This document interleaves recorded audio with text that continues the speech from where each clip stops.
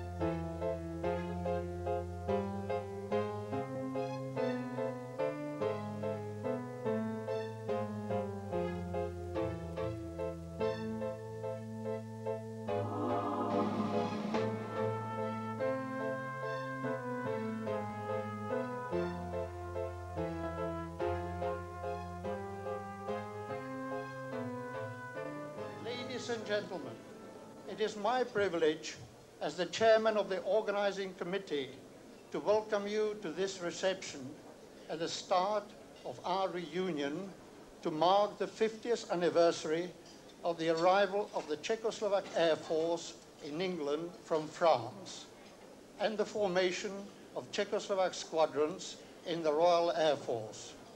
It is not easy for me to express all our emotions of joy, happiness, and satisfaction that we can welcome you all here at the Czechoslovak Embassy after more than 42 years of absence. It was at first the evil Stalinist era, followed by a still oppressive, incompetent, and inefficient regime that ruined our country and the lives of so many of us that kept us away from this place.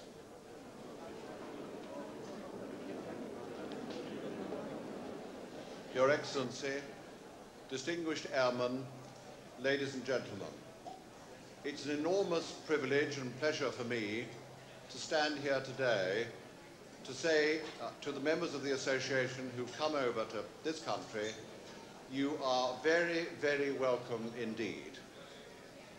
As you all know, the battle was won with only the smallest of margin. It was touch and go the whole way through, and no one made a greater and more gallant contribution than the members of the Czech Air Force at that time. Indeed, one might say, because there was such more margin, if you had not been there, we might not, or they might not have done it at the time. Tak vy bombardéři jste vždycky si mysleli, že vás nemáme rádi. Tak aby jsme vám to dokázali, jakými jsme frajeři, tak jsme museli přijít až do RAF Museum, do Londýna, abychom vám srdečně gratulovali, co jste v té válce vytvořili. Tak hoši, thumb ups. Děkuji. my děkujeme zase za vaši ochranu. Děkujem. Děkujem. Děkujem. Všecko nejlepší, Marceli. Tak, hoši, a držte Well, se. here we are after 45 long years since the war and 42 years since we were divided by the Iron Curtain.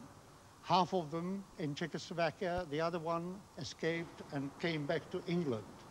We are very happy indeed, very, very happy to be together again in front of the Wellington here, our first aircraft of 311 Czech Bomber Squadron. And I'm very pleased to see our fighter brothers here with us as well.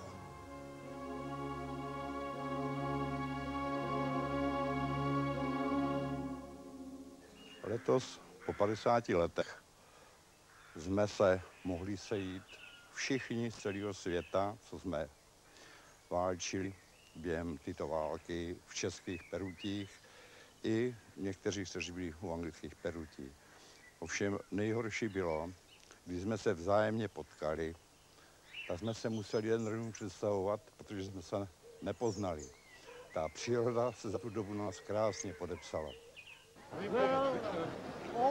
To je stará skupina, která prakticky začínala v Kanadě, začínala v Tobruku. Tobruk taky dohromady. Ano, a pak jsme byli u 311. skadronu. Hned jsme se poznali. S jednou výjimkou. Přestaň ukazovat na mě. Strašně líto, ale on mě poznal. Já jsem ho poznal a on to hledal kreska. To je můj maškot. Ten nalítal 56 operací a stále ještě žije. To je nejstarší zajíc na světě. 48 let. Kdyby nebylo jeho, tak tady nejsem.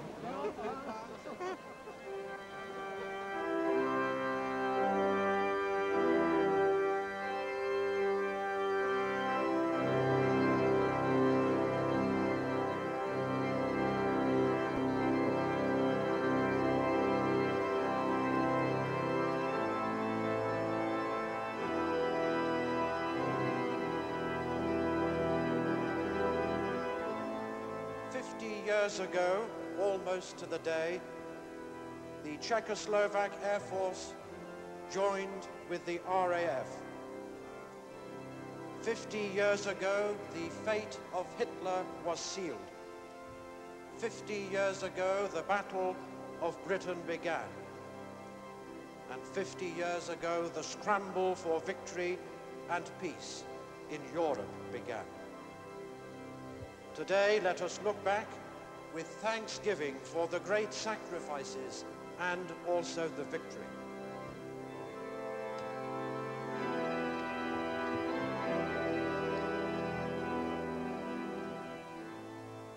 Drazí bratři a sestry, nemá větší lásku než ten, kdo položí život za své přátele.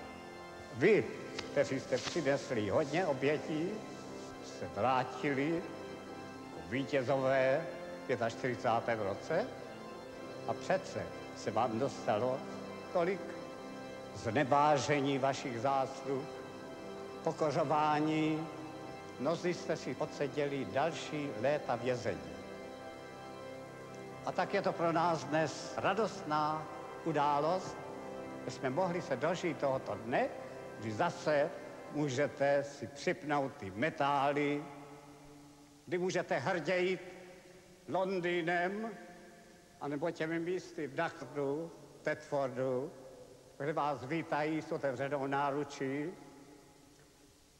A tak aspoň částečně ta spravedlnost byla nastolena a zvítězila. Víte, že nevždycky se dočkají lidé i té částečné spravedlnosti, ale vědomí i toho utrpení, že nebylo nadarmo, a to právě si uvědomujeme dnes. Hospodin jest můj pastýř, nebudu mít nedostatku. Na pastvách zelených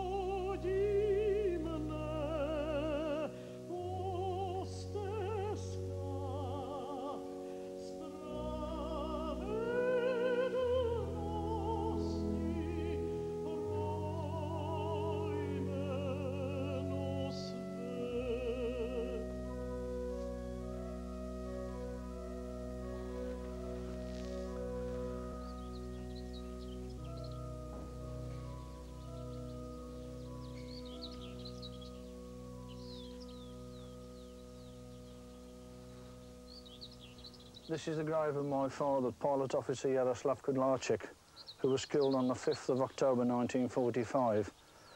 He was killed after hostilities when the war ended. He was going back to Czechoslovakia. During the time, my father had got a collection of photographs. After many years, I would try and see if I could put some names to the faces. In 1948, after the coup in Czechoslovakia, when the communists take over, these names were taken out of the history books. And I felt that it was my job, and I know that a lot of people feel this way, should have these men who were heroes to their own country, not to be treated in such a manner, and have them put back where they belong.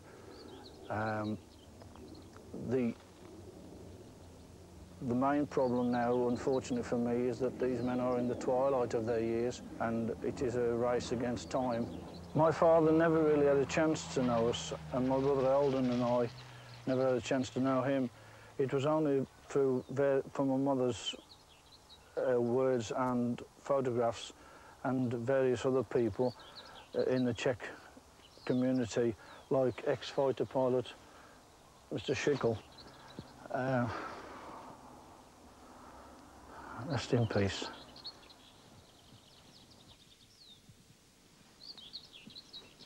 Hello, Mr. Schickel. Very pleased to meet you. Nice to see you. And nice to see you as well. However, these boys never made it back home No. in 1945. No. Nor did your father, did he? Well, he made it back home, but unfortunately... So I understand, yes. Yet it was difficult, it was very disappointing. We soon found out that we are not expected, we are not welcome in 45. The difficulties grew. Eventually people went into prisons, into jails. Many of them left again for England in 1948. I stayed. I made a mistake probably because it did cost me the next following 7 years in jail and in concentration camp or labor camp, if you want to call it that way. And eventually, after the next invasion in 1968, I did manage to leave the country and went back to England, to my second home. And here I am again. I understand you didn't have much good time back in Czechoslovakia in 1945. After a period of time, things started to get quite bad for my mother through various things. She had a small pension for a period of time, and then she came back to England until 1950. Then the communists totally stopped her pension, so she didn't have a pension from the Czechs or the RAF. I am sorry. By the way, about the pension, I am still waiting for my Czech pension till today.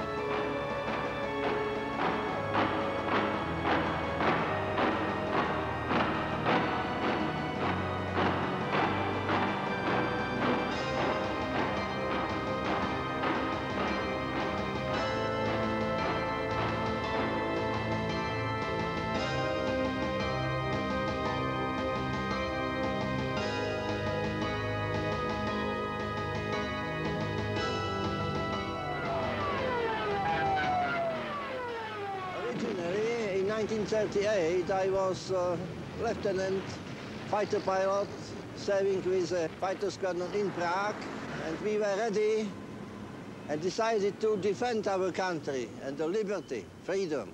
As we all know, Munich finished with all that, and after the occupation in March 1939, we left the country, and in 1940, when we came here to join the RAF, BBC was supporting our idea and our aims right from the beginning.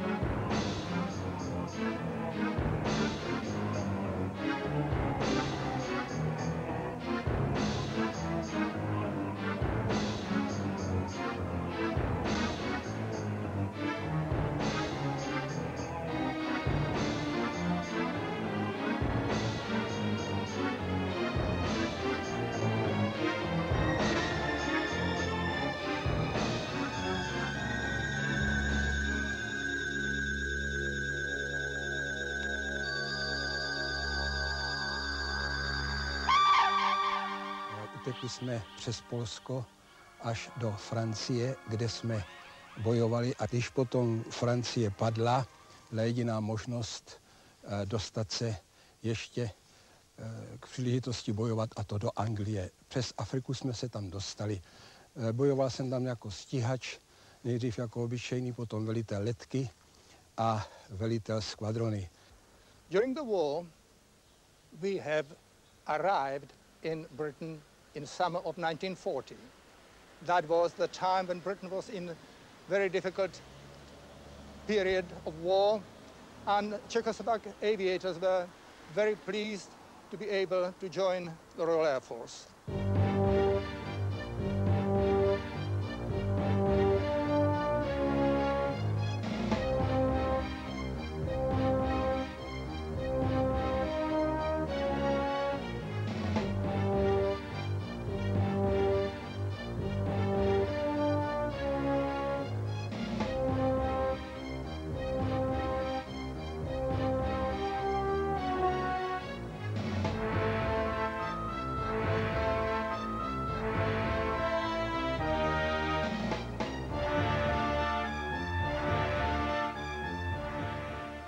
Kdo je to? To jsi ty. To jsem já. A tady vedle v tom svetru to je kousíček, takhle vedle to je František Weber. Ty jsi byl takovej pěkný, pro boha. Kolik ti bylo? No, 30 roků, Jirko. 30 roků. Jsme byli, nebo 28. A byl jsi co? Štábní kapitán? Štábní kapitán a flight lieutenant tenkrát. Měli jste všichni hrozně vysoký šarže v tom mladém věku. Vy jste byli takový nádherně stiff upper lip, že jste prostě nedali nikdy najevo pohnutí. A já si vzpomínám na to na těch letištích, jak svítilo slunce a bylo tak nádherný počasí, také anglický krásný počasí, to bylo jaro a vy jste odletěli všichni, ty letouny. A teďko daleko někde 300 kilometrů byl boj a my jsme tam seděli, já jsem někdy poslouchal na věži a mechanici hráli šavhejpeny, neboli čáru.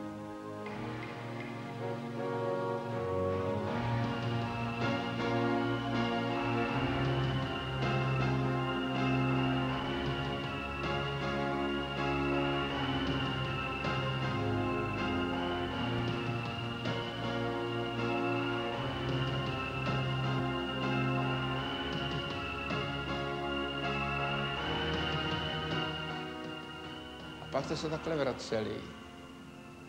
A počítali, kdo tam není. Kdo tam není, ano. Vy jste byli gerojové všichni. A jenže jste to dělali, že nejste. My jsme to nedělali, to z nás dělala válka. Vy jste byli jako rytíři. Vy jste vyjeli na koních, na šemících, všichni někam daleko, bojovali jste s drakem. A vrátit se zpátky a byla tam večeře. Přestože 2 židle byly prázdné. Ano, 2 židle byly prázdné. A já jsem tam byl několikrát, no, řekněme 3krát nebo 4krát se nikdo nevrátil. A ráno, když tam byla snídaně, tak už byla sedadla obsazený. Ale večer tam byly prázdné místa a k tomu se hrála ta deska. Tu jste vždycky hráli, ta se jmenovala Three Little Sisters. Ano, ano. A to na mě úžasně zapůsobilo. Ještě dneska. To je ta krutost té války, že? There were 3 little sisters, 3 little sisters, and each one only in her teens. One loved a soldier, one loved a sailor, and one loved a lad from the Marines. Oh, the 3 little sisters, they were the fairest from Iceland to the Philippines. So said the soldier, so said the sailor, and so said the lad from the Marines. And when the boys marched away, the girls said they'd be true until the boys came back someday. Now the 3 little sisters, stay home and read their magazines. I was listening on the tower to those yells, to those calls on the intercom, saying, on your tail, Hans behind you. And suddenly I hear a Czech voice saying, dostal jsem to, s Bohem kamarádi. 2 days later, it was a rainy day. I was sitting in the office of Wing Commander Doležal. He was a kind of a stout man, very solid, didn't speak much. And so I said to him, Wing Commander, Colonel, what does one feel when you see somebody going down? How did it really happen? How did Šťastný die? He said, well, there was a Hun on the tail of one of his friends, and he did what was to be done. He circled, shot him down, and gave himself free to be shot down himself. He hit the water and just disappeared. And I said, and you, what did you feel? He said, well, what do you feel? You just look down and you say, he was a nice guy.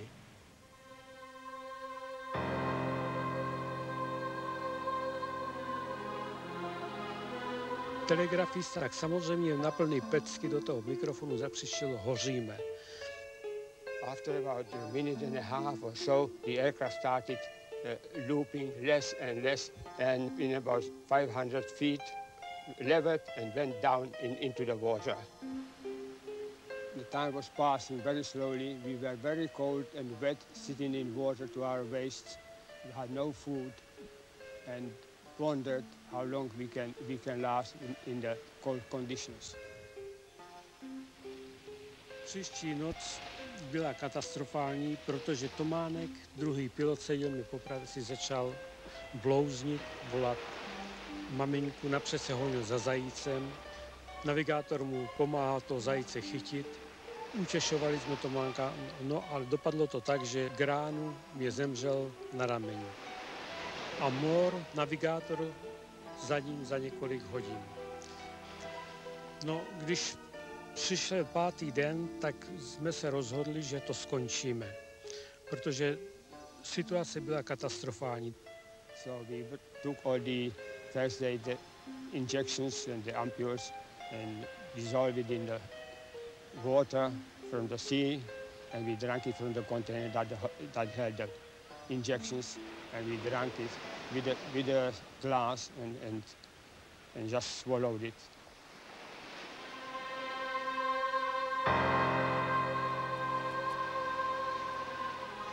Za 24 hodin jsme se procitli a v tom okamžiku já jsem dostal takový nějaký instinkt, že se musíme zachránit. And the morning came and I looked around and realized that we are nearing the shores of Europe and that there is life and there is hope, and I must stay awake and try to wake up all the others. So I started with the Shishka, who was with me till the end, till the midnight, practically. After a long struggle, I woke him and told him the good news, and he said, yes, is that true? He looked and wiped his eyes and he said, you are right, it is done. Now we will make it.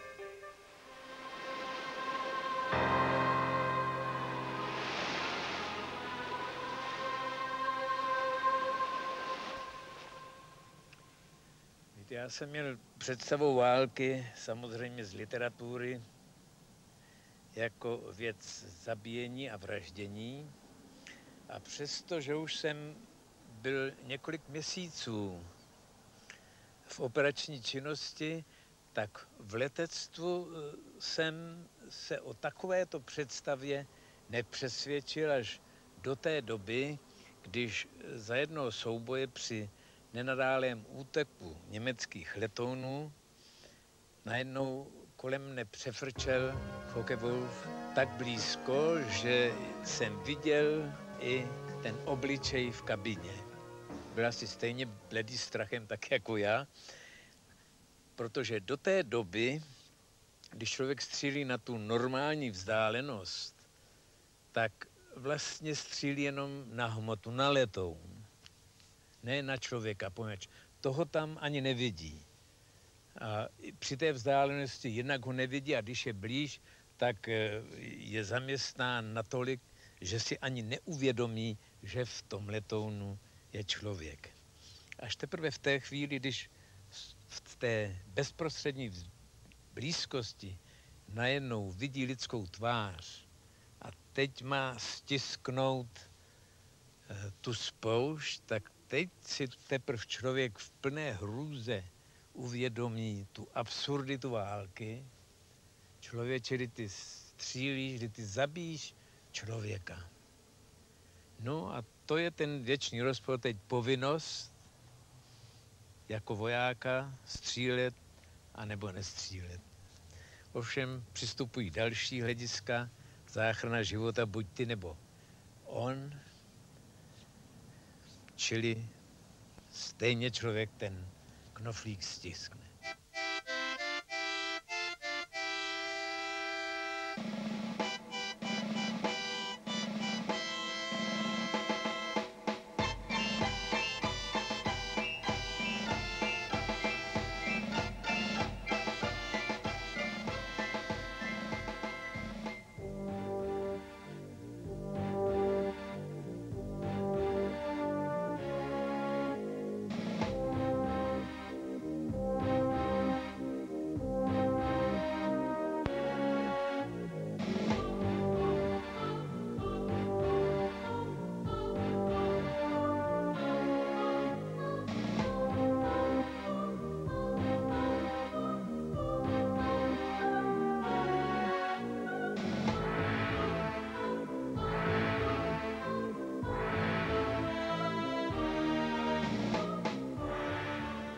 Then, tragically, when we returned back home in 1945, after the first hopes, the things are and went rather wrong way. The persecution started. When eventually we arrived in Prague, our greatest surprise was to find that the local Soviet units had their fighter aircraft in readiness, in standby readiness, as if we were some approaching enemy. We have discovered soon afterwards that things were not quite as simple, and in February 48 we had to leave Czechoslovakia again and found our new home in Britain. But I never expected to see my Czech friends again, and one day in a Lancashire town I saw some boys and I said, Yeshish Maria, it's a kufel, and there were 6 of them. And I said, what are you doing here? And they said, well, unfortunately, we were not well received when we went back home. And with the communist putsch, the coup of February 1948, we had to leave. We were thrown out of the Czech Air Force, and there was only one place to come, back to England, and so we came and we were received back into the RAF under the previous conditions. It was absolutely astonishing to hear of the punishment inflicted on some of the people who didn't leave Czechoslovakia. These are photographs of my parents' wedding. This one is of them on their own, and this one is a group photograph of all the Czech pilots in the RAF. This is Janošek, Feitel, my father, Čermák, Vrana, and my mother. It's very interesting to sort of note that very soon after the wedding, all these men were literally unwanted. Some were imprisoned, others were tortured, others managed to escape. When one thinks about it, history has really proved that they're the forgotten men.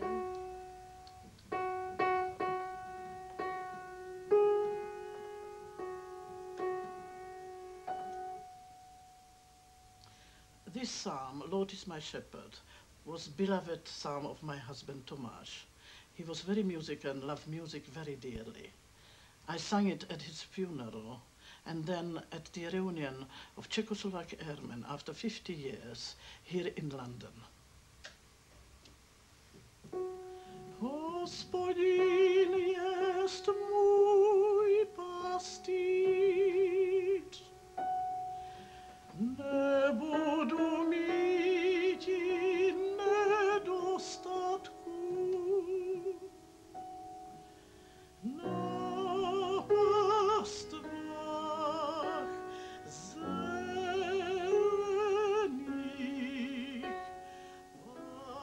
I met my husband, Tomáš Vybíral, for the first time at the Victory Ball in December 1945.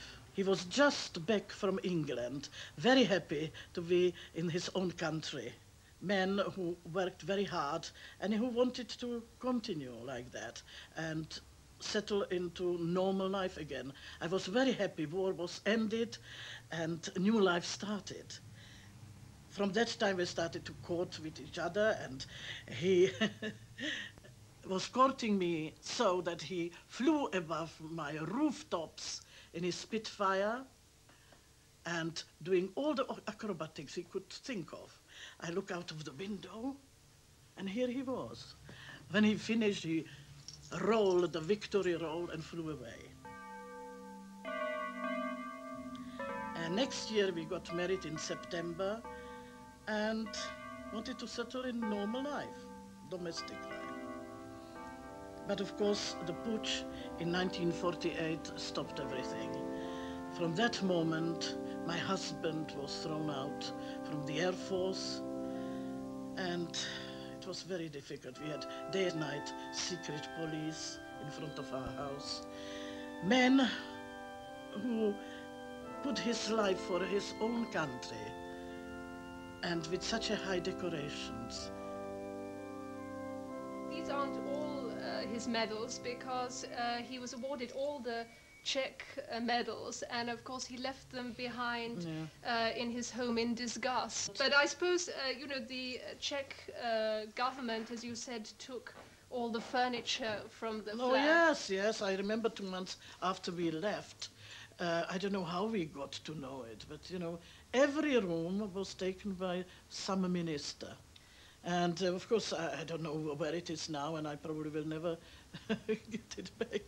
So probably they have the medals then. You were right about Daddy's integrity and him being so unassuming. Yes, yes. Because when I went for an interview for a secretarial position at Buckingham Palace, I was very taken because my new boss, when I went for the interview, said that, do you realize your father, you know, was such a great man? And I was so, you know, astounded. Well, after the Soviet invasion in 1968, we heard from my aunt that my father's photograph had been sort of transmitted on Czech television, and that apparently they had said that my father was the most notorious sort of anti-communist spy. Really? Yeah. Traitor? I mean, how dreadful. Yes. Because he was such a strong Czech. I mean, he would never do anything like that. You know, Daddy was betrayed by the Czech nation, by the Czech Air Force, when he was the station commander of two of the top air bases in Czechoslovakia, and he was thrown out. And I think that was a great shock. And then to him. when he came to England? When he came to England, his beloved RAF. Yes. Unfortunately, He couldn't fly. Unfortunately, the RAF didn't know what to do with the Czechs, so they were posted to Cardington and had to look after the conscripts doing their national service. You mean look after? You mean to clean the kitchens and serve them meals? But anyway, I think the worst thing for Daddy was, though, when he wanted to go back to sort of flying duties. That's right, he couldn't. And he was just 2 months over the yes, limit, and they wouldn't allow him to Well, go that- back. So that, you know, that was a bit disappointing that for him. broke his heart, really. Well, I think because it did. He wanted to be up in the clouds. And plus he had all that stress of 6 years of war flying. I think he And just couldn't escape. take anymore. And you know. escape. So I think that he was truly, in that way, the forgotten man. Yes.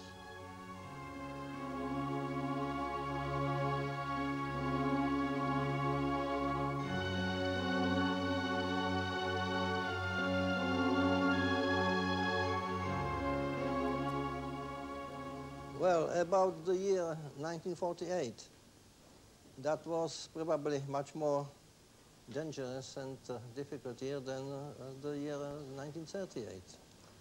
The worst of all was the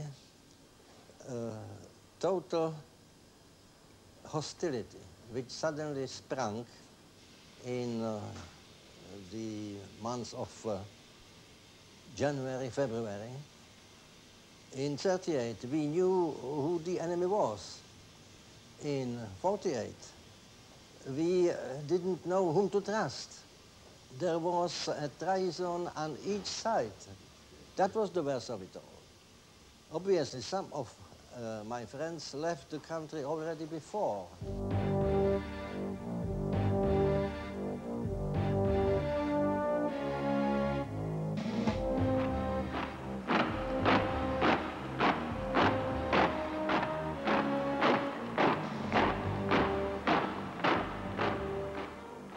Nová vláda má před sebou dva hlavní úkoly.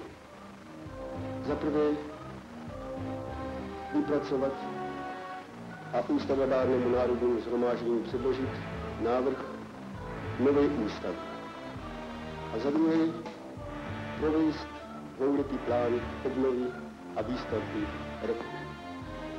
Vláda pevně věří, že v tomto svém budovatelském úsilí najde plnou podporu naší nejširší veřejnosti, všech složek našeho národa.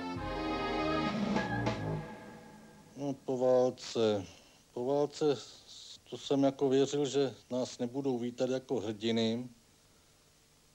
Ovšem taky jsem nečekal, že na nás budou čekat s klackama.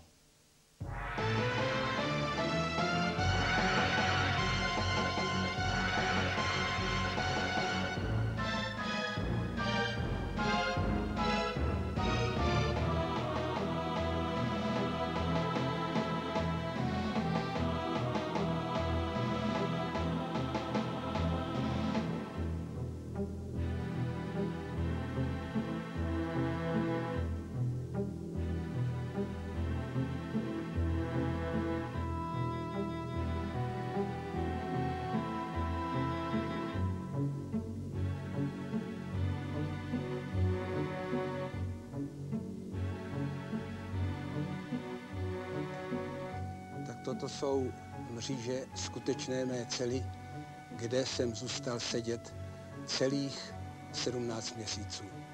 Tady jsem ztratil definitivně iluze, že se něco změní. Prostě zůstal jsem na Mírově sedět a vůbec nevím ani proč. Ta skutečnost, že jsme bojovali o holé životy v Severním moři uprostřed zimy, byla normální, logická. Ta skutečnost, že mě německý lékař nechal vláčit na bosých krvavých nohách po podlaze dvěma německými strážnými, to se dalo taky pochopit, protože jsme byli nepřátelé. Ta skutečnost, že jsem byl 4krát obviněn 4 přestupky, za každý byla smrt, bylo taky normální, byla to válka. Ale když jsem se vrátil po 6 letech války, 2 let nemocničního léčení, zpátky do vlasti a byl jsem zatčen, vězněn, vyslýchán, nakonec z Prahy vysílován, to se přišlo veškeré logice. V tomto domě jsem bydlel s manželkou a s dcerkou Janičkou. Jednou v noci zazvonil zvonek a ptal jsem se, kdo je.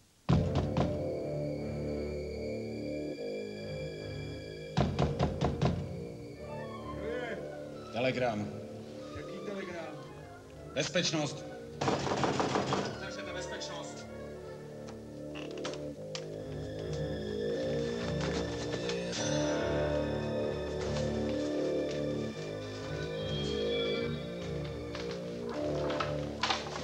Máte povolení pro hlídce? Oblečte se. Jděte s námi.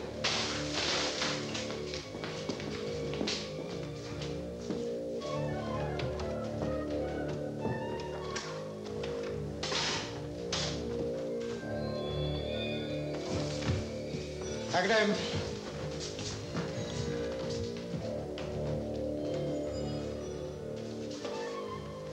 Jdeme. Kam? Neptejte se, za pár hodin se naspět.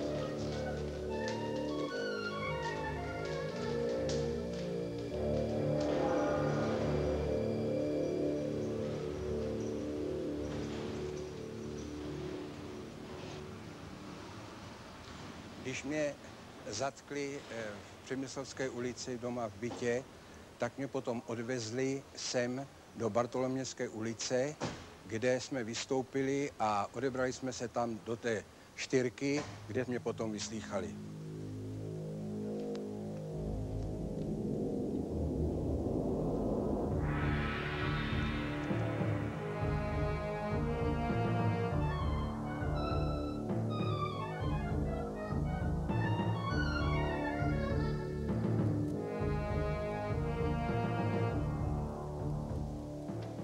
Když mě potom prováděli budovou, začínal jsem mít pocit nejistoty. Dodrží oni slovo, když mě řekli, že mě dají pár otázek a za hodinu půjdu domů? Dodrželi. Pustili mě, jenomže ta hodina trvala celých 17 měsíců.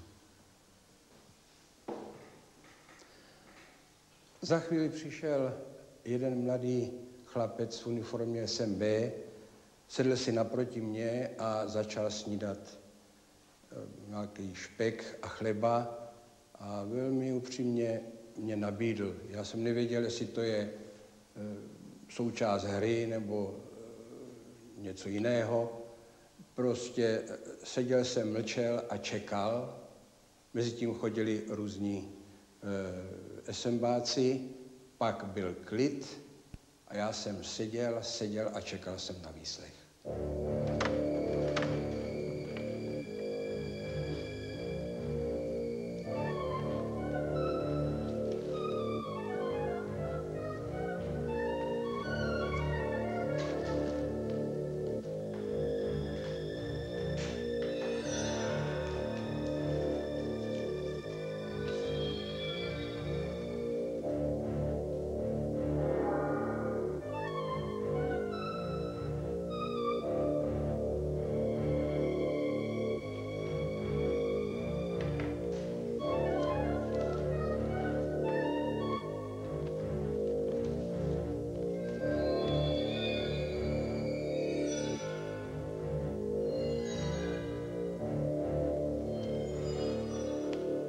Jméno? František Feitl. Narozen? 20. srpna 1912. Bydliště? Přemyslovská 42, Praha 3.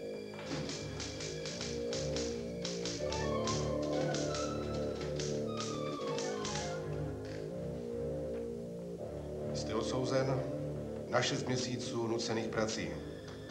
Zařazení pracovní tábor Mírov.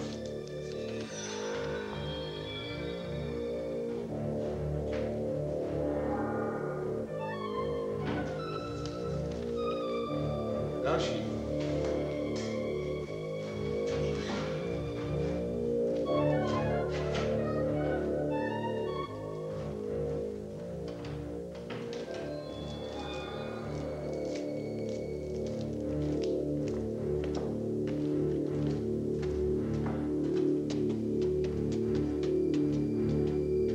Když jsem se vrátil od akční trojky, vstoupil jsem do tohoto sálu, ozval se huronský smích a potlesk.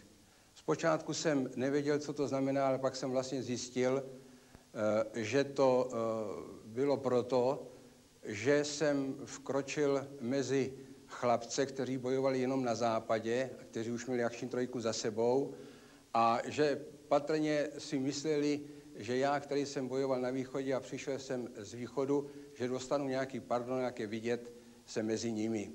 Poznal jsem tam kamarády Františka Webera, Otu Hrubýho a několik dalších a celkem takový to nějaký ten pocit nejistoty, takový jako strachu skoro najednou ze mě spadl. Byl jsem mezi svými kamarády a bylo mě dobře.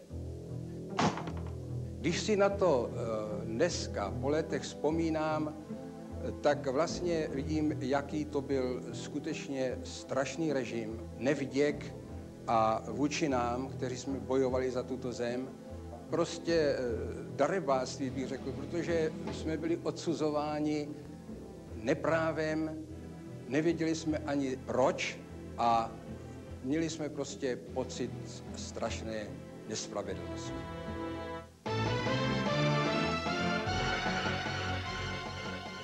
Přišla noc, vyzvali nás, abychom si sedli do autobusu, který nás potom odvážel v noci, ale nevěděli jsme kam. že nejlepší bylo na všechno nějak tak zapomenout a říci balíček tady nám dali na cestu, chleba zakousnout.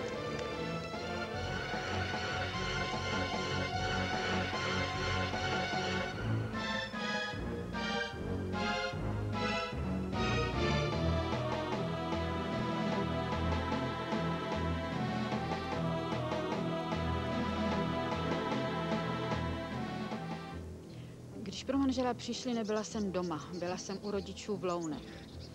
Naši přátelé volali do Loun k mému otci, tedy bylo by dobře, kdybyste mohl někdo přijet do Prahy, tady se o něm už druhý den neví. Otec se sebral hned prvním autobusem a jel do Prahy.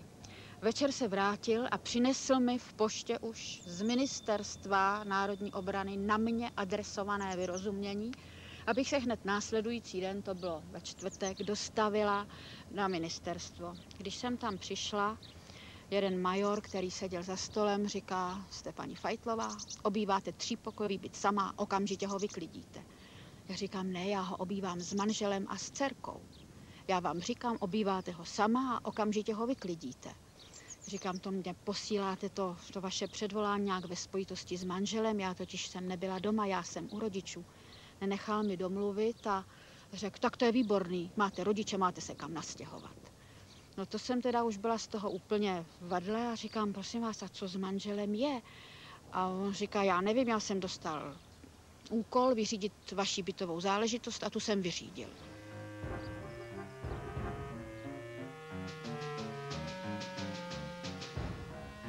Tak jsem šla hlásit na policii, že se mi ztratil manžel. Tak ten úředník řekl: je mi líto, ale to spadá pod vojenské úřady, my s tím nemáme nic společného.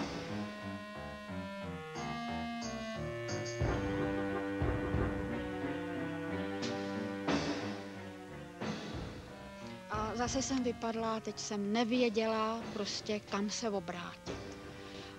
A opravdu ten člověk zmizel z povrchu a vůbec jsme se nedozvěděli, kde je.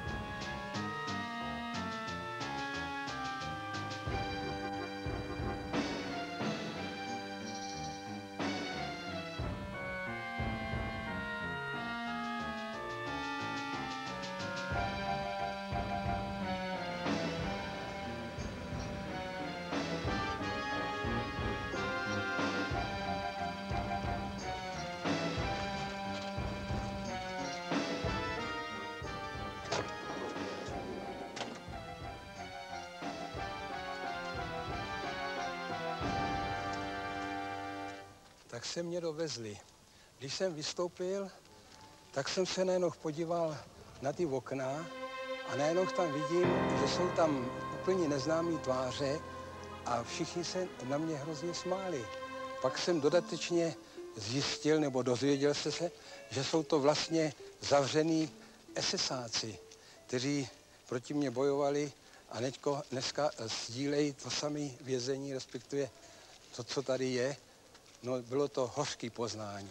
Pak jsem se teda mě vzali a odešel jsem na celu. Za co? Za co nás sem dali? Co jsme provedli? Obvinění jsme byli z toho, že jsme proti lidově demokratickému zřízení. Za to, za všechno, že jsme pro tuto vlast bojovali. Kamarádi ztráceli životy. A my, co jsme se vrátili, jsme měli být i zráci. Ti, co padli, byli hrdinové. A když si člověk vzpomíná, když nás sem přivázeli v těch zelených Antonech, některýma klukama tady bylo surově nakládáno, byli byti. Když si zacházeli takto s našima lidma Němci, no prosím, byli to nepřátelé. Ale Češi s Čechama takto zacházet, to bylo prostě něco neuvěřitelného. Já myslím, že za to se musíte náš národ a někteří ti, co to všechno zavinili, že za to by se měli ještě dneska stydět.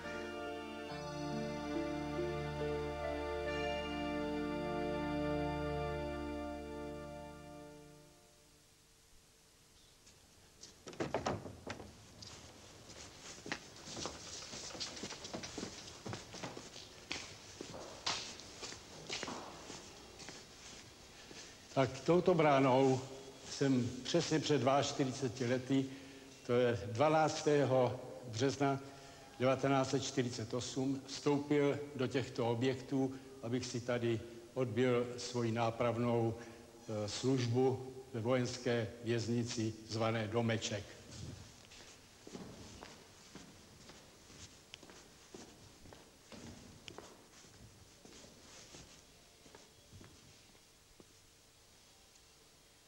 Tak touhle bránou jsem vstoupil koncem ledna 1949 do toho pekla na zemi.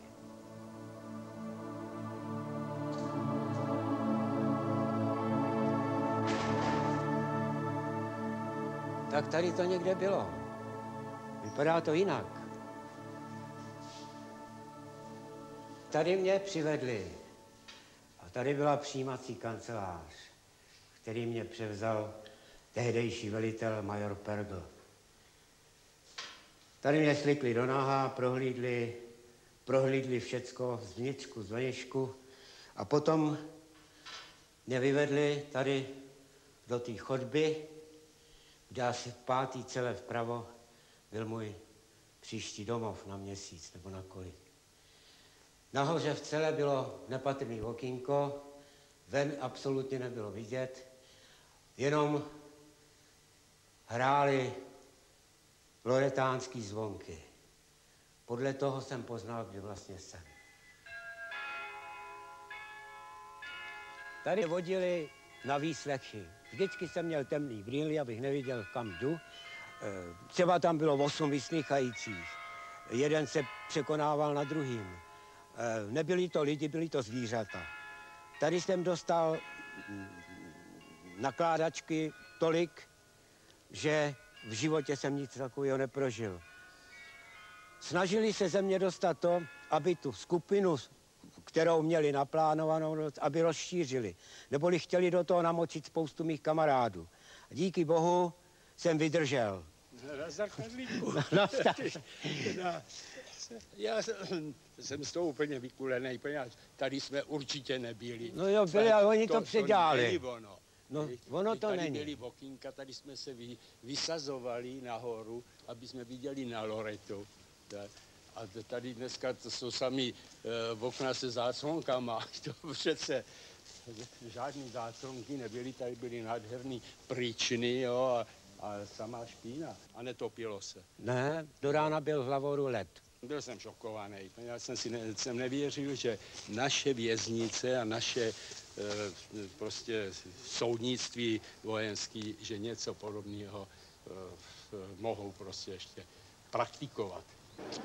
Lojzíku, pamatuješ si, když jsme tady chodili a kolikrát jsme se tady zastavili, dívali se naproti tam, kde byli naši kamarádi. No, byl tam Utrvašel třeba ještě druhý a my jsme vždycky takhle mávali. Vzpomínáš si na to? Vzpomínám, panouši, no. Už je to 40 let, dlouhá doba. Je to krásné si takto vzpomínat. Hlavně na ty naši doma, jak se měli, když my jsme tady seděli. Naše mámy, naše děti. Všechno zůstalo nezaopatřené.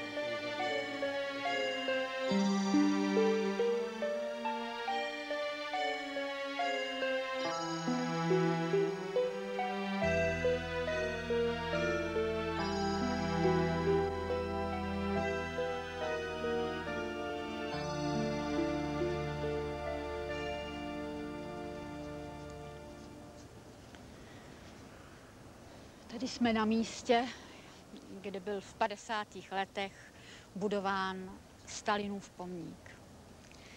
V době, kdy lidé, kteří bojovali celých 6 let, ve válce mizeli a byli zavíráni, tak tady se budovalo monumentální dílo. Pomník Stalinův. Byla to krutá doba. Lidé mizeli, byli zavíráni a nikdo se nezajímal, nikdo nevěděl, kam mizeli. Přátelé se vám ztráceli. Lidé, kteří byli opravdu vašimi přáteli, najednou se báli. Báli se vás potkat, báli se vás i pozdravit, protože se báli, že by i oni mohli zmizet, tak jako třeba můj manžel a mnoho jeho kamarádů, kteří byli zavíráni ve věznicích na mnoho a mnoho let. Nyní nám bude dána možnost, abychom začali budovat republiku novou a nakonec, soudruzi,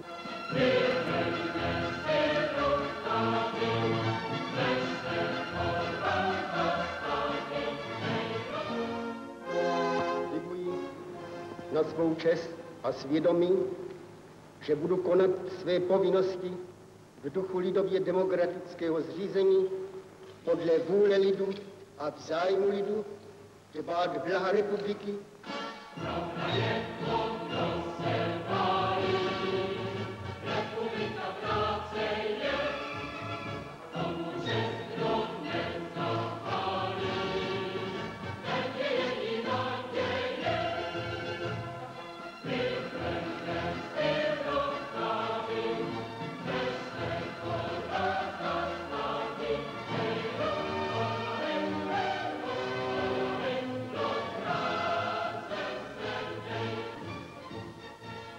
Straně se budovalo, zpívalo, jásalo a na druhé straně byly věznice a kriminály plné lidí, kteří nasazovali životy za svobodu této země.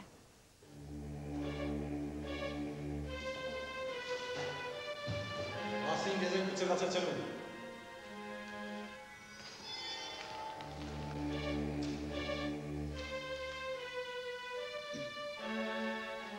Vězeň číslo 527. Po vykonání trestu žádám o propuštění. Slyšel jsem dobře. Opakujte to ještě jednou. Vězeň číslo 527. Po vykonání trestu žádám o propuštění.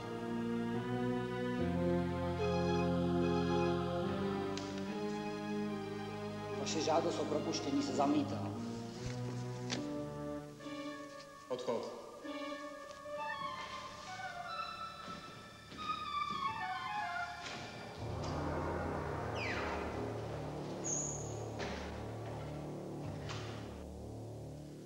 Tady se nacházíme v plzeňské věznici na Borech proslulé tím, že v 50. letech tady prožívali svůj těžký osud zahraniční letci a vojáci a zde na tomto místě, kterému jsme říkali centrála nebo kříž, se rozbíhají chodby se samotkama, kde seděli tyto lidé, ty lidé, kteří bojovali celou válku za svobodu Československa a přitom se jim vlast odměnila tak, respektive komunistický systém totalitní tak, že tady museli trávit svůj život.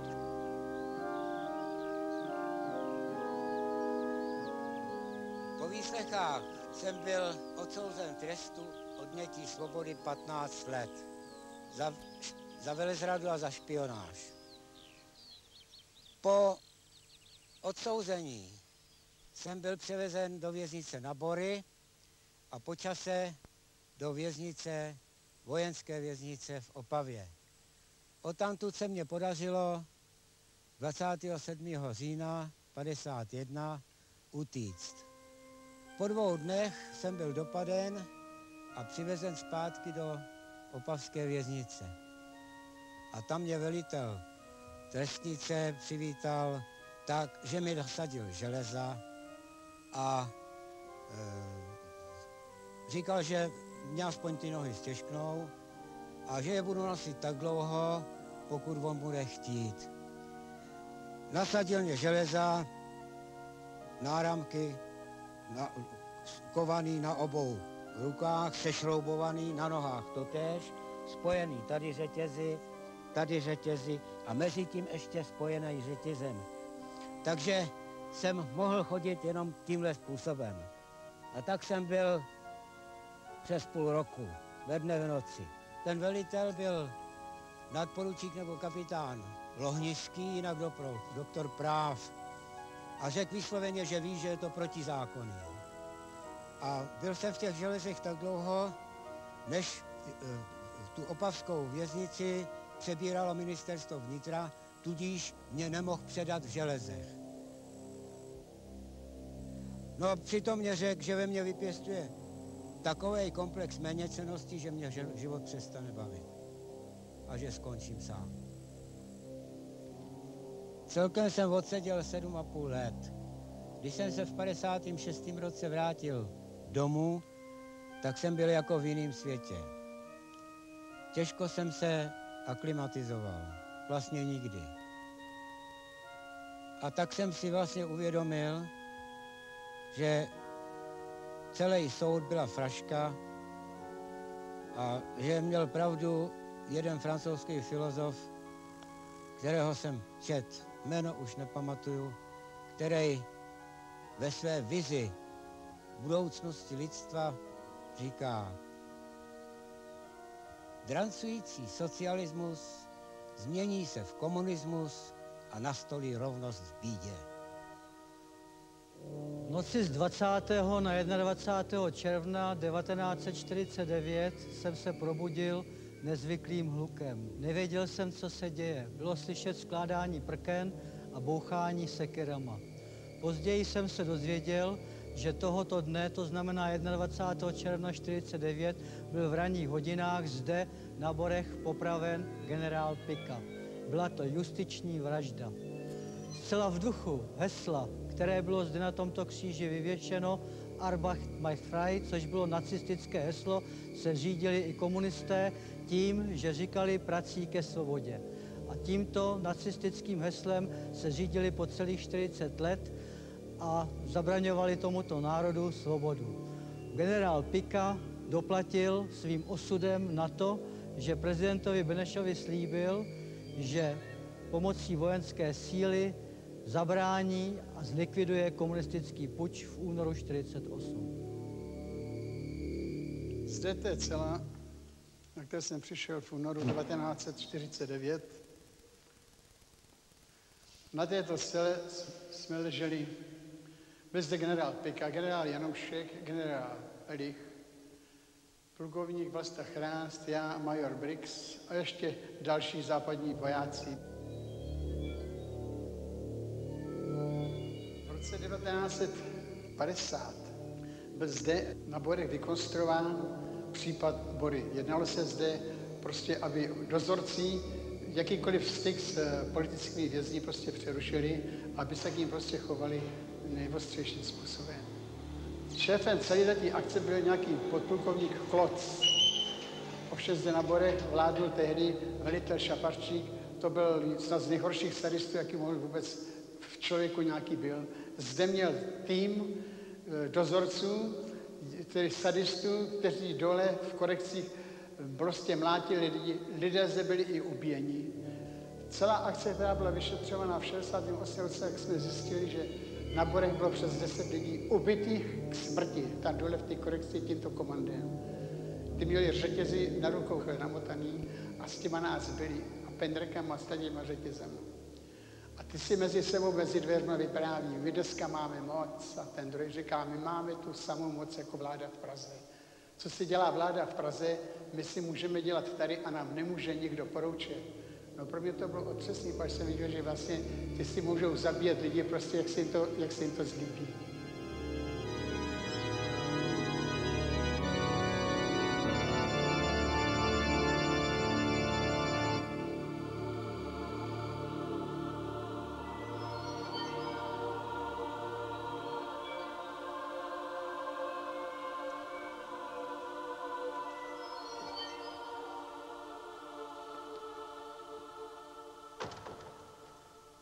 Ocitám se znovu ve velké soudní síni na Pangráci.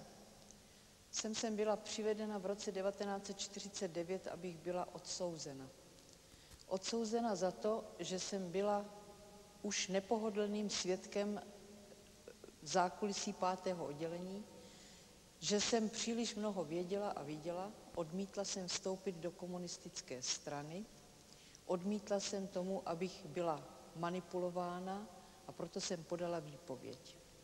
Byla jsem zatčena, byl zatčen můj otec i můj bratr, oba důstojníci, a ocitla jsem se zde na lavici obžalovaných.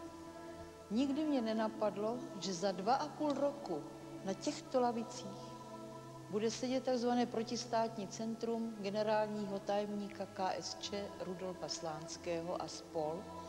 A mezi nimi i bývalý generál Bedřich Rajcin. Ten Rajcin, který mě nechal zavřít, byl obžalován a souzen nikoliv za to, co udělal, ale za to, že byl údajně angloamerickým špionem, že spolupracoval s Titem. Nikdy nebyl souzen a odsouzen za to, že zneužil svoji moc, že zlikvidoval nejlepší lidi našeho národa. Za pouhých 10 nebo 11 měsíců od února 1948 se mu podařilo zlikvidovat 57 generálů, kteří buď to byli zavření, nebo vyhození z armády, nebo museli emigrovat. A začal hlavně vytvářet přípravné seznamy speciálně západních letců. K tomu úkolu už měl vytvořen i svůj prokurátorský takový soubor. Byli to prokurátoři, kteří se rekrutovali z právníků 5. oddělení. Zvláště doktor Vaš byl speciálně zaměřen na letce. V každém například z letců nebo západních vojáků, v každém viděl svého potenciálního nepřítele.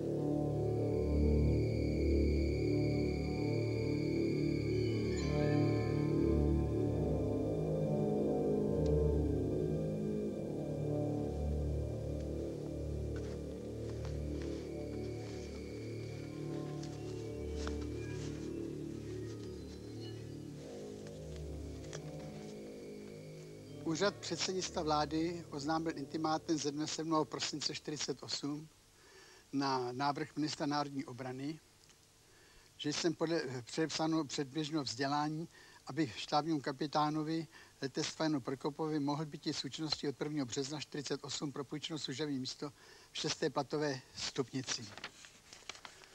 Na to ale 29. tedy za krátkou 12. 48 hlavní štáb 5. oddělení napsal, nepřichází v úvahu, ježto jmenovaný je u státního soudu a bude odsouzen. Tak já už jsem byl odsouzen a ještě jsem nebyl odsouzen. Rozsudkem státního soudu v Praze ze dne 1. března 1949 byl jsem odsouzen kromě kasace a ztráty čestných oznaků a vyznamenání k trestu těžkého žaláře na dobu 7 roků.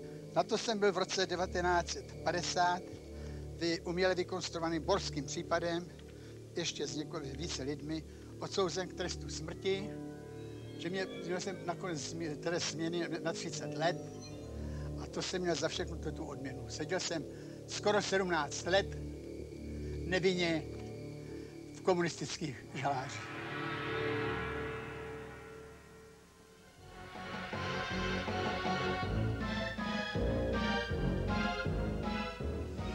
V roce 1952 po zrušení vojenské trestnice v Opavě nás převezli 3 autobusy ve spěstových důstojníci i vojáci, i všichni souzeni státními soudy. Tady těmi dveřmi jsme sem vkročili a tady na té chodbě jsme byli postaveni. Tady nás vyslíkli do naha, nás dali takový různý hadry, do kterých jsme měli obéknout. Mezitím byly i kopance a nadávky hrozný, které splanuli z těch úst rozhořených dozorců tehdy. A velitel Balint se jmenoval, ten vystoupil a řekl, tuna zdechnete všichni a tu odtud jenom nohama napřed. Buzerace strašná trvala den ze dne a celé měsíce.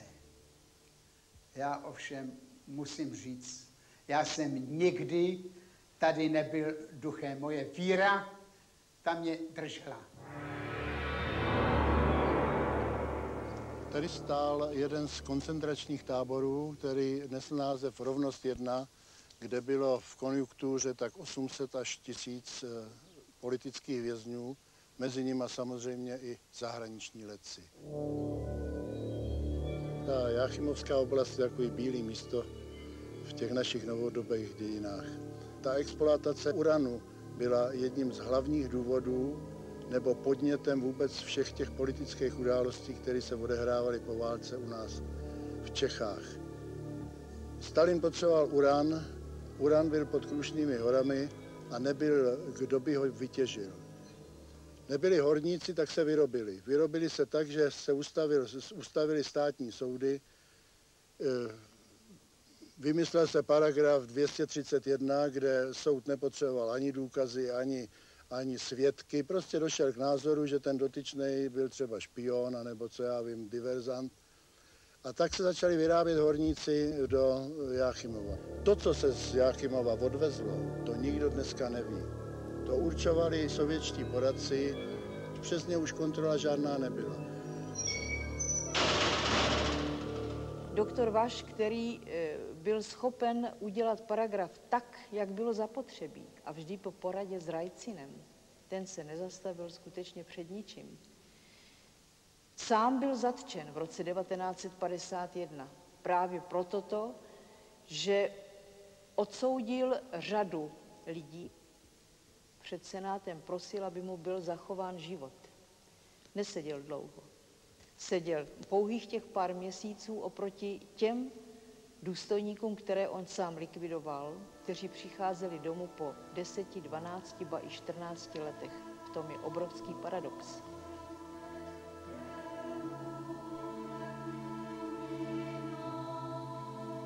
Před takovou perzekucí nebyl uchráněný nikdo. Tak se stalo, že jsme se tady sešli prostě z těch nejrůznějších vrstev společnosti. Od sedláků, kteří odmítali vstoupit do JZD, po vojáky, profesory z vysokých škol, profesionální politiky a mezi nimi taky byla vrstva lidí, kteří si tenhle osud nejmíň zasloužili. To byli ti, co za nás nosili kůži na trh v Anglii denně a kteří, když přišli domů, tak místo, aby jim národ vyslovil svůj dík, tak je zavřel. Ale já můžu říct, že jsem jich potkal několik a těch si mimořádně vážím pro jejich odvahu, pro jejich statečnost a taky proto, jak snášeli, jak dokázali snášet prostě i ten krutej osud, kterým jim národ platil. Všichni ty čestní bojovníci, kteří nakonec stanuli před soudními senáty, doufali, že dopadnou tak, jak říká třeba československá zákonnost. Nebyla to pravda. Absurdita moci Rajcina sahala právě až do těchto prostor, kde žalobce, když postavil žalobu podle jeho scénáře, neměl nikdo šanci. Každý byl odsouzen tak, jak si přál tehdy Rajcin. Museli odejít. Odcházeli na popraviště, do věznic, protože takto stanovil scénář. Byla to doba strachu a ten strach nepominul ani v době, když Rajcina zavřeli. Ten strach panoval dál, ať už to bylo ve věznicích, nebo i po propuštění. Toho jsme se snad nezbavili nikdy.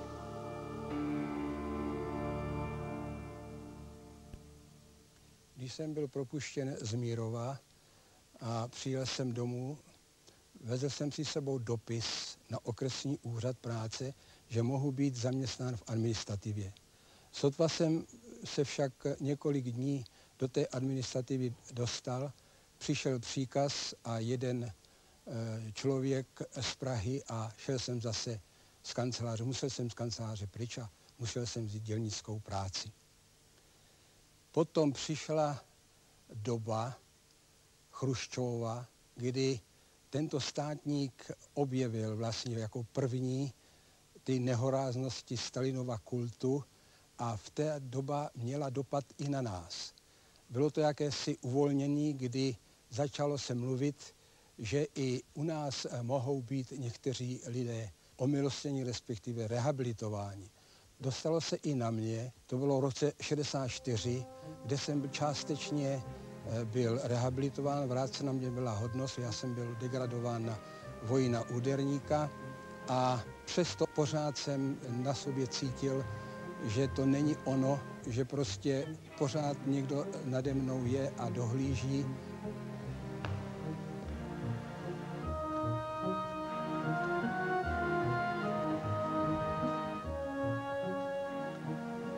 Tak do tohoto domu mě pozvali po v 64. roce na slavnostní oběd.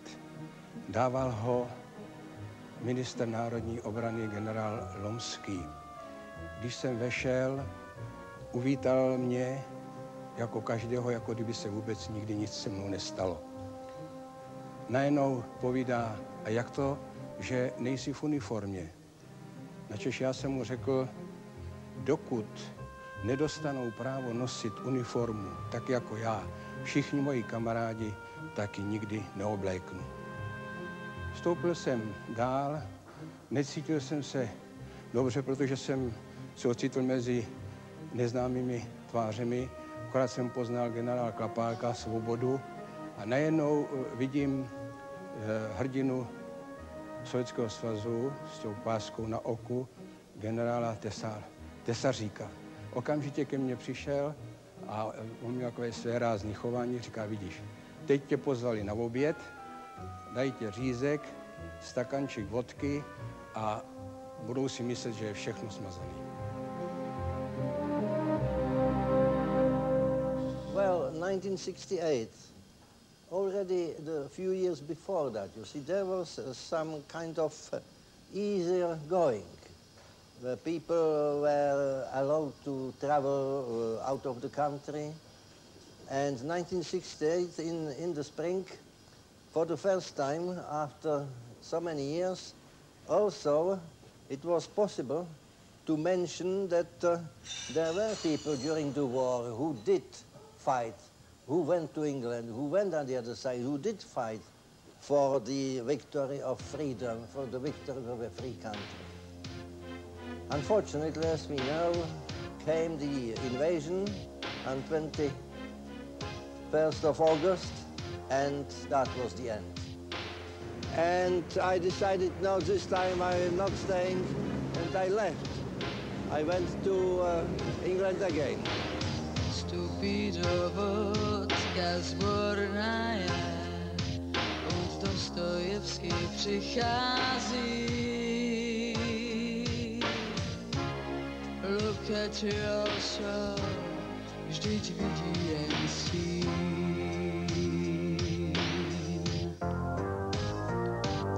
Zatracení, podvedení, potází se jak přízrak. The Soviet tank, you know, all right, but it's today, it's 1990, but in 1968 it looked very, very different.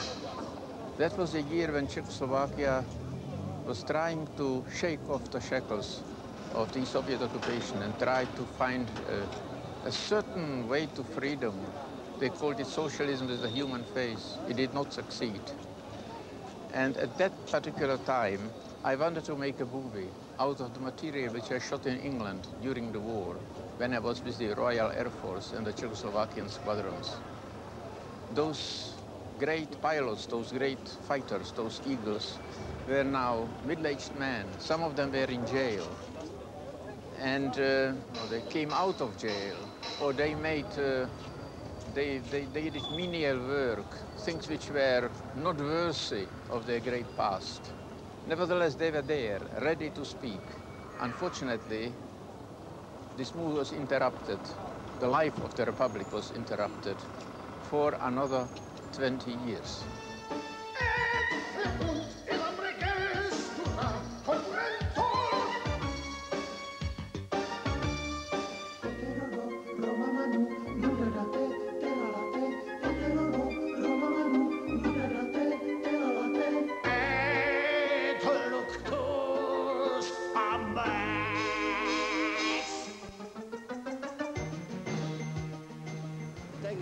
For the Velvet Revolution.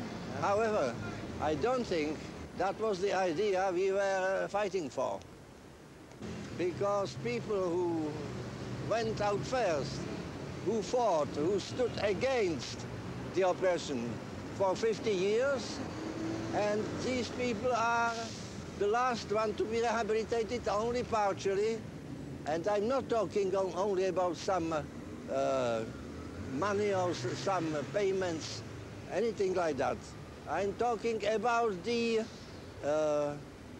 standing and our being taken back by our young generation. Strangely enough, it's still going very slowly and very funny way, and I know my friends living back home are rather disappointed. Tak dneska jsem šťastný, to vím určitě. Jaký to byl pocit, když jsem měl ten Mírov, to už si tak přesně nemůžu vzpomenout, ale vím jenom, že jsme nevěděli, kam jedeme. A dneska tady s Lojzíkem sedím, že jo, no tak s mým kamarádem, bombardérem. Lojzíkovi, dneska je nám to všecko k smíchu. To je nám to k smíchu. No a dneska už jsme šťastní, no, tak to je jako ten pocit číslo 1.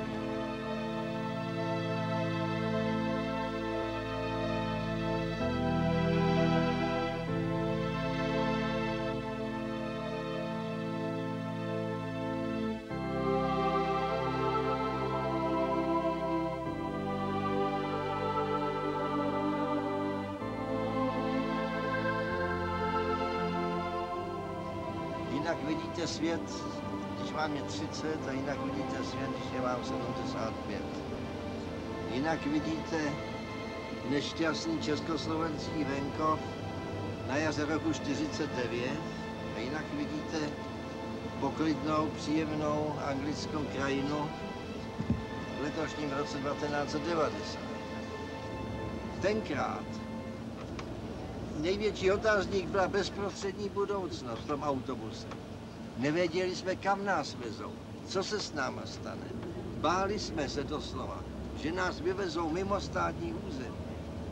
Kdežto dnes, tady, víme, že dojedeme do velmi pěkného prostředí, kde navštívíme ve slavnostním zařazení hroby, respektive památkové nápisy těch našich kamarádů, jejichž pozůstatky tělesné se nenašly, zmizely v mořích a proto tady byl vybudován tento památník, kam jedeme, aby jsme aspoň jejich jménům se mohli poklonit.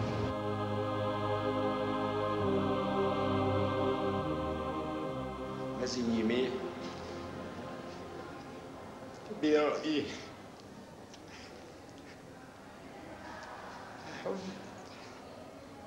můj bratr Emil, který sloužil jako radiotelegrafista u 311. skvadrony. Odcházel jako mladý hoch, 20letý, který právě dokončil maturitu na gymnáziu. V té době už já jsem byl v Africe, v cizinecké legii a on se vydal za mnou, no a dostihl mě až v Anglii, kde se dostal k té 311. skvadroně. Odlítal si celou jednu operační činnost, asi 22 letů a tady tak to skončil. Dnes stojíme u jeho, vlastně je to pomník všem padlým, těm letcům z toho jeho letu, kde vždycky při návštěvě Anglie se zastavím a vzpomínám. Kde je domov můj, kde je domov můj, voda hučí, polučí nám, bory šumí po skalinách, v saně spí se jara květ, zemský ráj to na pohled.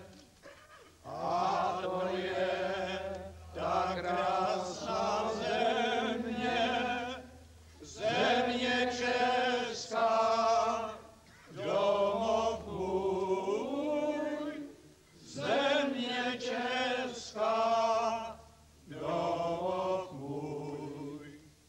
Nad Tatrou sa blízká hory divobíju, nad Tatrou sa blízká hory divobíju, Zastavme sa, bratia, veď sa oni, bratia Slováci ožili.